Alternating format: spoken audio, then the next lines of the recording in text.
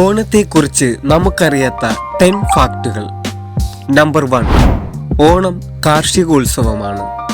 Number 2, Onam സംഘകാലഘട്ടത്തിൽ ദക്ഷിണേന്ത്യയിൽ വ്യാപിച്ചിരുന്ന ഒരു വലിയ ആഘോഷമായിരുന്നു.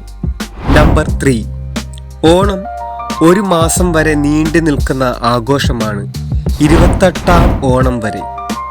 നമ്പർ 4, ഓണം സംഘകാലത്ത് അറിയപ്പെട്ടിരുന്നത് ഇന്ദ്രവിഴി എന്നാണ്. നമ്പർ 5, ഓണം ഹിന്ദുമതത്തിൻ്റെതല്ല, തദ്ദേശീയ ഗോത്ര സമൂഹത്തിൻ്റെ സംഭാവനയാണ്. നമ്പർ 6, ഓണം പ്രാചീന കാലത്തെ സാംസ്കാരിക ഉത്സവമാണ്.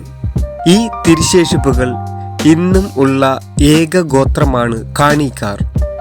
നമ്പർ 7, തിരുവിതാംകൂർ രാജവംശങ്ങൾക്ക് ഇന്നും കൊട്ടാരത്തിൽ ഓണം കാർഷിക വിളകൾ സമ്മാനമായി നൽകുന്ന ഏക ഗോത്രമാണ് കാണിക്കാർ.